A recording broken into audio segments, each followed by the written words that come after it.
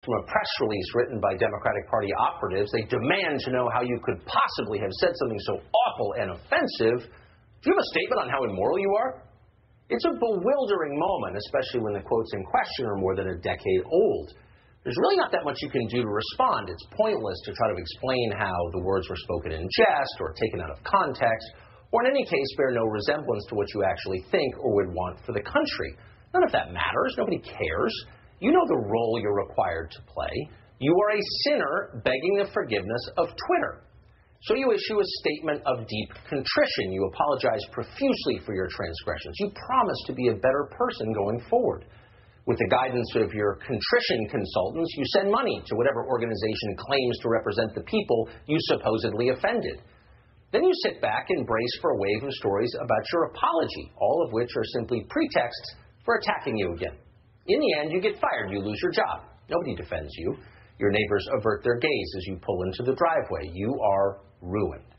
And yet, no matter how bad it gets, no matter how despised and humiliated you may be, there is one thing you can never do, one thing that is absolutely not allowed. You can never acknowledge the comic absurdity of the whole thing. You can never laugh in the face of the mob. You must always pretend that the people yelling at you are somehow your moral superiors. You have to assume that what they say they're mad about is what they're actually mad about. You have to take them at face value. You must pretend this is a debate about virtue and not about power. That your critics are arguing from principle and not from partisanship. No matter what they take from you in the end, you must continue to pretend that these things are true. You are bad. They are good. The system is on the level. But what if we stopped pretending for a minute? What if we acknowledged what's actually going on? One side is deadly serious. They believe that politics is war. They're not interested in abstractions or principles, rules or traditions. They seek power, and they plan to win it, whatever it takes. If that includes getting you fired or silencing you or threatening your family at home or throwing you in prison, okay. They know what their goal is. If you're in the way, they will crush you. What's interesting is how reliably the other side pretends that none of this is happening. Republicans in Washington do a fairly credible imitation of an opposition party. They still give speeches. They tweet quite a bit. They make concerned noises about how liberals are bad. But on the deepest level, it's all a pose. In their minds, where it matters, Republican leaders are controlled by the left. They know exactly what they're allowed to say and believe. They know what the rules are. They may understand that those rules are written by the very people who seek their destruction. They ruthlessly enforce them anyway. Republicans in Washington police their own with a never-ending enthusiasm. Like trustees at a prison, they dutifully report back to the warden, hoping for perks. Nobody wants to be called names. Nobody wants to be Trump. How many times have you seen it happen? Some conservative figure will say something stupid or incomplete or too far outside the bounds of received wisdom for the moral guardians of cable news. Twitter goes bonkers. The mob demands a response. Very often, the first people calling for the destruction of that person are Republican leaders. You saw it with the Covington Catholic High School kids. You see it all the time. Kevin McCarthy spends half his day telling Republican members not to criticize progressive orthodoxy. Paul Ryan did the same before him. A couple of years ago, the entire Democratic Party decided to deny the biological reality of sex differences, an idea that's as insane as it is dangerous. Republican leaders decided not to criticize them for it. They might get upset. This is a system built on deceit and enforced silence. Hypocrisy is its hallmark. Yet in Washington, it's considered rude to ask questions about how exactly it works. Why are the people who consider Bill Clinton a hero lecturing me about sexism?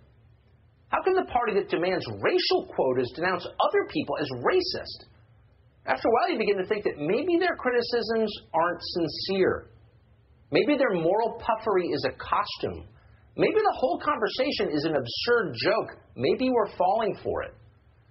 You sometimes hear modern progressives described as new Puritans. That's a slur on colonial Americans.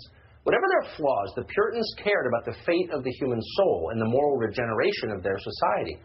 Those are not topics that interest progressives. They're too busy pushing late-term abortion and cross-dressing on fifth graders.